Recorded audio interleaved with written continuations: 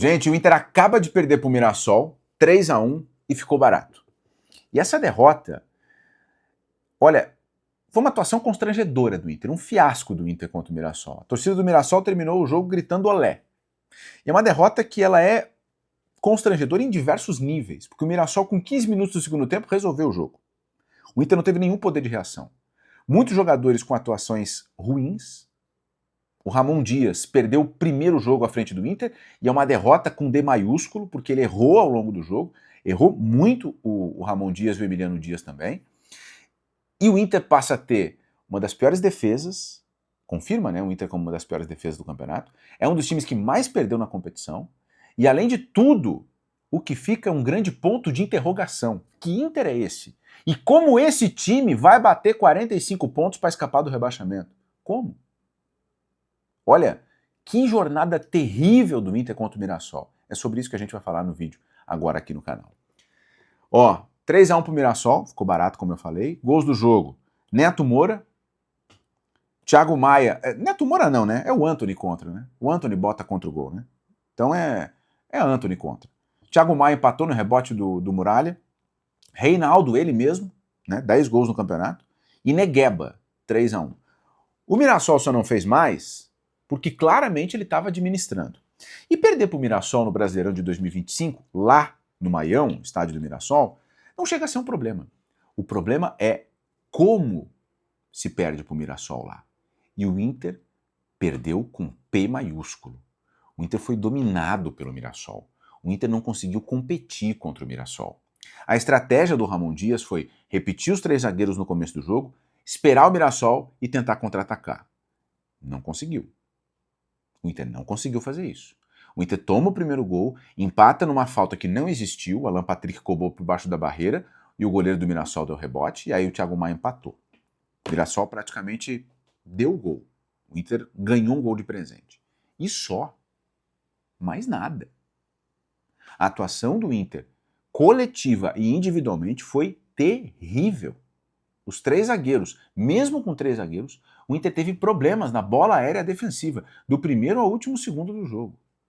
Aí no segundo tempo, o Ramon Dias, que eu já mencionei aqui, o Ramon Dias que tinha feito uma boa leitura de jogo, que tinha armado uma boa estratégia contra o Botafogo no Beira-Rio, ele errou contra o Mirassol. Porque ele desmonta os 3 zagueiros no intervalo do jogo. E aí o Inter fica mais exposto ainda na etapa final.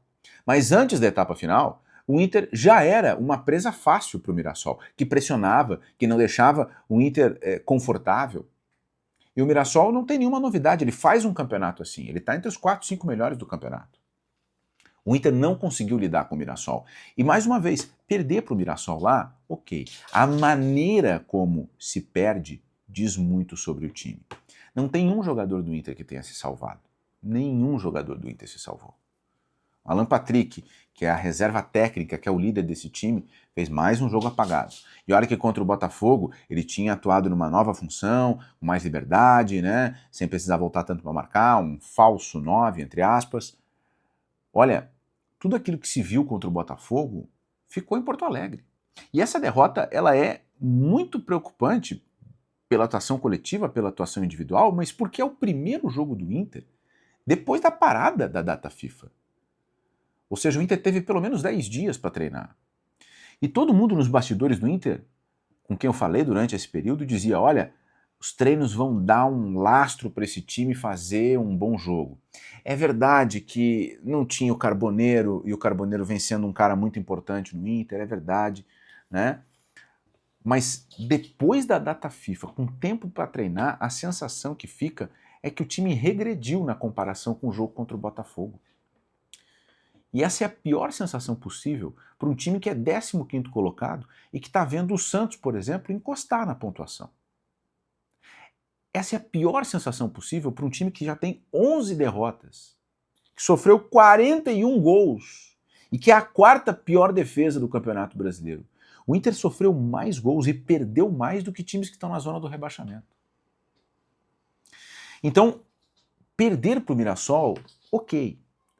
Mas perder assim, como o Inter perdeu, sem, inclusive em vários momentos, sem conseguir mostrar resistência, olha, é um sinal de alerta piscante muito grande. Não preciso dizer que é a pior atuação do Inter sob o comando do Ramon Dias, que tinha estreado com 2 empates, aí venceu o Botafogo, né? Juventude, Corinthians e Botafogo. E as atuações contra o Juventude e contra o Corinthians, né? Laicá. Aí contra o Botafogo uma boa atuação e agora contra o Mirassol, um terror. Você sabe que eu não gosto de fazer uma terra arrasada e nem uma enaltação a cada 3 dias. Só que esse jogo me chama muito a atenção. Porque, olha, eu não vi isso contra o Botafogo, eu não vi isso contra o Corinthians, eu não vi isso contra o Juventude. Né? Me lembrou os piores momentos do fim do trabalho do Roger, onde o time estava abatido. E me chama a atenção aqui, pensando enquanto eu estou falando com vocês, que a característica do trabalho do Ramon Dias no Brasil, seja no Vasco, seja no Corinthians, era justamente ter um ambiente oposto a esse do Inter contra o Mirassol. A característica do Ramon Dias, nos trabalhos que ele fez aqui no Brasil, é de mobilizar o grupo, de mexer com o anímico. E tudo que o Inter não teve contra o Mirassol foi um mental, um anímico forte para lidar contra um adversário que é melhor. O Mirassol é melhor do que o Inter. E o que eu estou dizendo aqui é baseado na campanha do Campeonato Brasileiro, nos números, nos fatos. Né? A discussão de por que é melhor e por que o Inter é pior é outra discussão, mas o Mirassol hoje é um time melhor do que o Inter. Então, para enfrentar um time que é melhor, é preciso estar muito mobilizado e ter a ideia muito clara, e estar muito preparado. E o Inter fez um jogo em que ele não mostrou isso. O Mirassol, ao longo do segundo tempo, fez o 3-1 e se preservou, se conservou. E o Inter já viveu isso antes, e o Colorado, que está me assistindo, vai lembrar, contra o Palmeiras. O Palmeiras fez 4-0 no primeiro tempo e no segundo tempo tirou o pé. O Mirassol não sobrou tanto assim, mas ele também tirou o pé. Depois dessa atuação, o que resta pra gente, olhando assim, é pensar que a vitória contra o Botafogo, ela foi algo fora da curva. E agora, depois dessa atuação constrangedora, desse fiasco, o torcedor do Inter, muitos torcedores devem estar se perguntando como esse time vai fazer 45 pontos. Como esse time vai escapar do rebaixamento. Eu tenho dito aqui no canal, nas lives que acontecem segunda, quarta e sexta, de manhã bem cedo, pelo horário de Brasília, que o rebaixamento, particularmente, não me parece mais ser uma realidade, nem para o Inter nem para o Grêmio. E isso é mais pela incompetência dos times que estão na zona do rebaixamento do que por uma curva de crescimento, seja do time do Ramon Dias, seja do time do Mano. Eu não vejo o Juventude, o Fortaleza e o Vitória crescendo para sair da zona do rebaixamento, sincero e honestamente.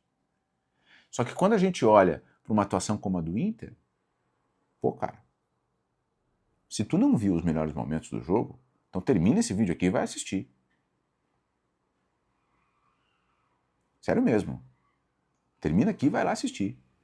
O Mirassol brincou. Segundo tempo do jogo, o Mirassol brincou. Agora o Inter tem uma sequência em que ele tem viagens longas, né? E não é uma sequência simples. E agora o Ramon Dias tem que lidar com um ambiente que volta a duvidar desse elenco, que volta a questionar esses jogadores, que volta a questionar o trabalho, inclusive, da diretoria, que está há 5 anos na frente do clube, 4, 5 anos. Então ele volta a lidar com um ambiente que é de muita pressão. Né? A sensação que eu tenho desse jogo é que o Inter não consegue ser um time confiável.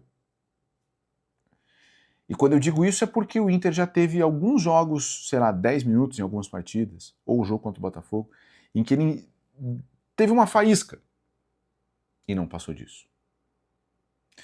Sobre atuações individuais, o Antony, ele falha no primeiro gol, a meu ver é gol contra dele, e não do Neto Moura. Né? No segundo gol ele não sai, né? Aliás, ele sai demais e o Reinaldo faz um bonito gol. E no terceiro gol, o Negueba chuta de fora da área e ele está mal posicionado. E isso é um problema porque o Rocher está machucado, só deve voltar em 2026. E o Antony vai ser o goleiro titular. Foi mal. Os 3 zagueiros do Inter ficaram expostos, né, porque o meio-campo não conseguiu jogar. E o ataque do Inter foi extremamente improdutivo. As trocas que o Ramon Dias fez ao longo do segundo tempo também não ajudaram nada. Então o Inter sai de Mirassol derrotado, com um placar que poderia ser maior e com um enorme ponto de interrogação e coçando muito a cabeça. Porque, de novo, perder para o Mirassol nesse Campeonato Brasileiro, ok. Agora perder como o Inter perdeu, aí é fiasco. Deixa o teu comentário aqui embaixo. O que tu achou do jogo do Inter contra o Mirassol? Tá? E a gente se vê aqui no canal. Até a próxima. Tchau!